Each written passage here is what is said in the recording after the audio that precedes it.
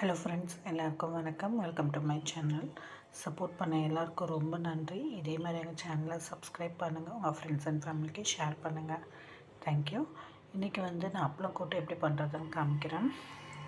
அதுக்கு கடலைப்பருப்பு ஒரு சின்ன டம்ளரில் அரை டம்ளர் நான் எடுத்து இன்றைக்கி ஊற வச்சு வச்சுருக்கேன். அதுக்கு ஒரு சின்ன சைஸ் தக்காளி, வெங்காயம். ஃபஸ்ட்டு இதுக்கு ப்ரெஷர் குக்கரில் இந்த கடலைப்பருப்பை போட்டு கூடவே வெங்காயமும் தக்காளியும் சேர்த்துக்கிறேன். கொஞ்சம் பெருங்காயம், கொஞ்சமாக மஞ்சத்தூள், இது கூட கொஞ்சம் தண்ணி சேர்த்து நல்லா வேக வச்சு எடுத்துக்கலாம். இப்போ ஒரு 4-5 விசில் விட்டு எடுத்துக்கிறேன். இப்போ இது நல்லா வெந்துருச்சு. இப்போ இது ரொம்ப மசிக்கக்கூடாது, கொஞ்சம் லைட்டாக ஒன்றும் பாதியமாக இருக்கிற மாதிரி மசிச்சுக்கோங்க. இப்போ இதில் குழம்பு மிளகாத்தூளும் உப்பும் சேர்த்துக்கலாம். கொஞ்சமாக தான் சேர்த்துருக்கேன் குழம்பு மிளகாத்தூள். உப்பு கொஞ்சம் கம்மியாகவே சேர்த்துக்கோங்க, ஏன்னா இதில் நம்ம அப்பளம் பொரித்து போட போகிறதுன்றதால அப்பளத்துலேயும் உப்பு இருக்கும். ஸோ கொஞ்சமாகவே உப்பு கம்மியாகவே போட்டுக்கோங்க. இப்போ இது கொஞ்ச நேரம் கொதிக்கட்டும்.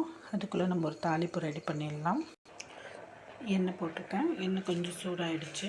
இப்போ இதில் கடுகு, உளுத்தம்பருப்பு, கொஞ்சம் ஜீரகம், காஞ்ச மிளகாய் பாதி தான் எடுத்துருக்கேன், அதை சேர்த்துக்கிறேன்.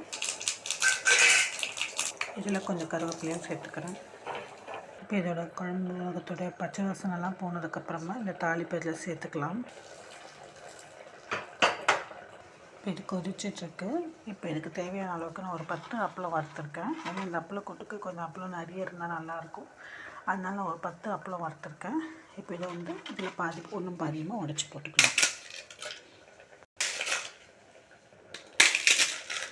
இப்போ இந்த மாதிரி எல்லா அப்பளத்தையும் உடச்சி போட்டுக்கலாம்.